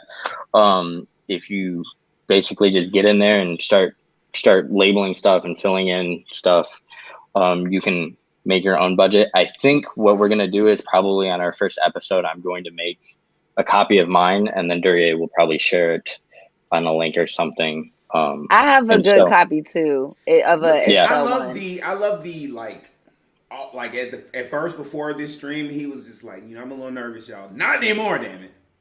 Oh, I mean, we're talking about something that I'm good with this. Y'all saw he got like halfway through, he said, "This is awesome. Let's do this." So, and then lastly, and this is kind of what I think will probably be more our speed as us being older and kind of millennials and us being in a tech savvy world right now, is there are a plethora of apps that allow you to track what you're spending. We could do a whole show on just apps alone for financial budgeting and stuff like that. One that I've always seen a lot of good reviews for that does have a free version. They also have a paid version, is the app by Dave Ramsey. It's called Every Dollar. And basically you create your monthly budget based off of your income. And then you assign every single dollar you have to some sort of expense, whether that's savings, bills, food. And so it creates this budget where all of your money for the month is accounted for. And so the psychology behind that is if all of your money is accounted for and going somewhere, you're significantly less likely to just go and spend money on a whim on stuff you don't need. It curbs spontaneous purchases a lot. So another thing you can do is, I forgot the website. It's Somebody fill like 2 seconds of time while I Google this. Okay, while he's Googling that, go ahead, Jeter. Yes, what I was going to say is I use just one that I found for free called Spending, and I use it like like a food diary. Like before you find out where your weaknesses are, you can put your income in there, but you also have a place where you can track every single time you spend as well as bills, and it's got a bar that goes, across, so you can see like this is how much you're spending in red versus how much you have left of your income. Like to start off with tracking your spending, it's just called Spending. It's the icon is a little brown wallet with a couple dollars sticking out. I hate to do it, Yeah. Timmy. Sorry, we're at that time. Okay, so what I was going to say is real quick, last thing. Speed. Nerdwallet.com is a great resource that has tons of free information. They do reviews of all sorts of budgeting apps and stuff like that. If you Google 7 best budgeting apps of 2021, they have a really good article. It outlines a lot of different budgeting apps that you can use. The overall takeaway from this is track your spending, know how much money you have coming in, and know every single dollar you're spending and what you're spending it on. And if you don't, if you're not aware of where your money's going, you're never going to be able to get a handle on starting to save and or building up for big purchases. The first step is always awareness. Yes. Great.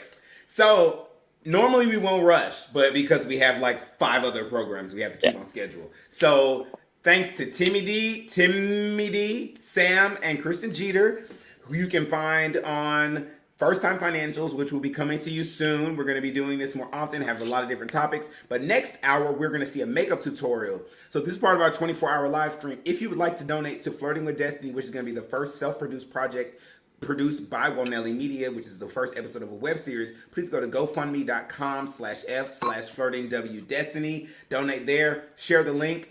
Share with your friends and family and let everybody know. Hopefully by the end of the day, we will hit our $1,000 mark. And then our long-term goals are $5,000. So even if we hit that mark and you feel like still sharing, please do. We love every bit of support, even if it's just you watching along with us and commenting. So hang out with us. If you're on Twitch, just stay through the stream. If you're on Facebook or YouTube, you're going to have to go to the next video. And we will be reposting, and stay with us. So for right now, we're going to take a 10-minute break, and I'll see you in the next segment. Thank you guys for being here. Thanks, Jose. I saw your comment, boo. Bye, you guys. Later. I see them standing in the streets, probably wishing that we could meet, but I just stare and frown, and still the world goes round and hear them cry, but I don't move away. I guess we'll save it for another day. I see a brother, strong and full of heart, and he's meant to go far, but he's scared of driving in his car, cause he might get pulled over. Hi, I'm Jessalyn Pease Garrett, author of Timeless, The Law of the Coven, my new book that came out August 1st of this year. This is the second in the Timeless series, and it features a teenage witch. She's gonna hone her magical abilities, and we're gonna pit her against a dark coven of witches. So I hope you enjoy this book as much as I enjoyed writing it. Timeless, The Law of the Coven is available online from all your favorite retailers. Thanks, guys.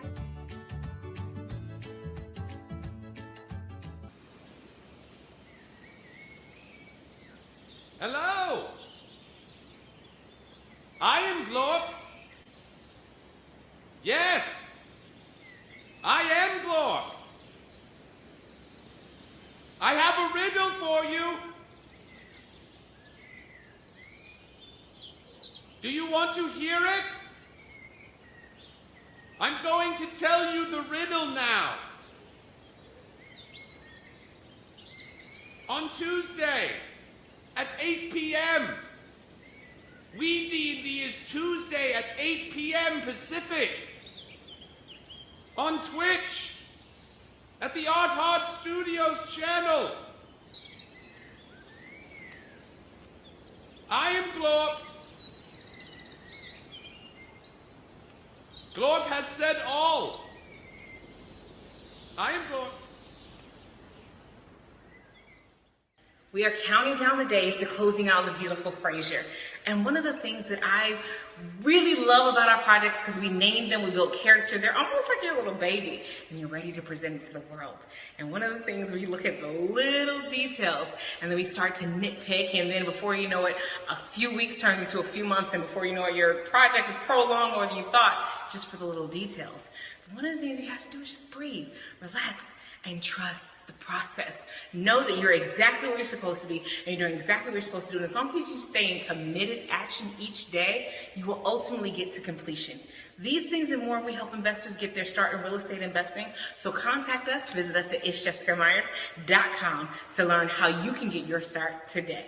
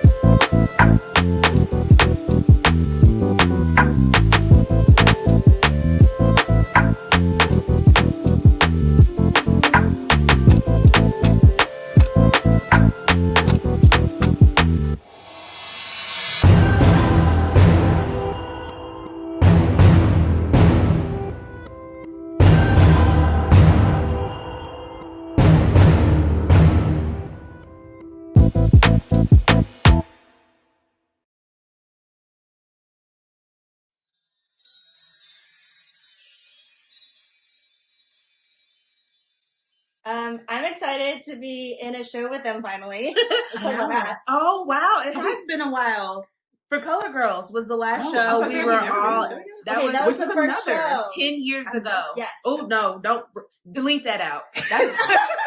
That was pre-Woe Nelly Media, but it was, in fact, a Dureyea Rashad production. Yes. So there It's you the go. first time we did a show I together. know. Babies. We were babies. So we'll really see how much we've grown. That'd be great. Yeah, I love it. So here we are. So excited. So great.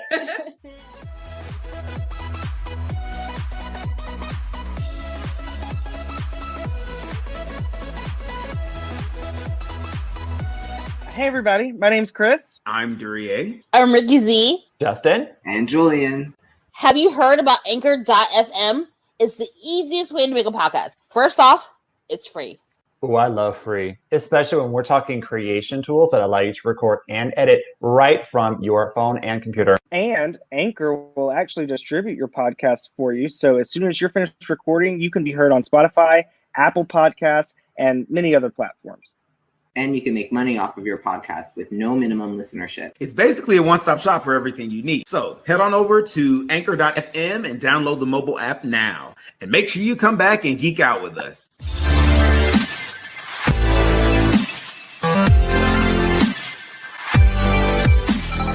What am I actually telling my body? And the things that our body needs to survive, you can't weight it down with all that junk, all the chips, cookies, cakes, and pies. You know what I'm saying? Like, think about that.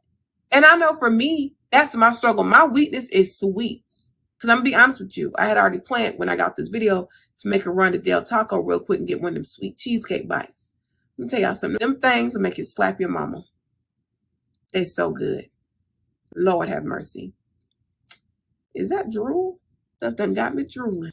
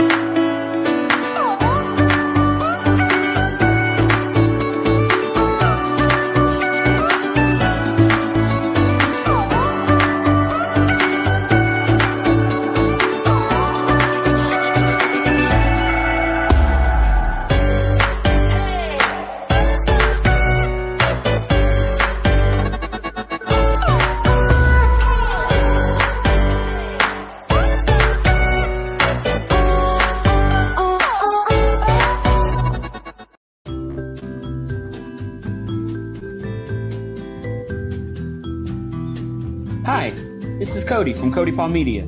Thank you for joining me. Anybody can record a video, but the question is, how do you make that video stand out among the rest?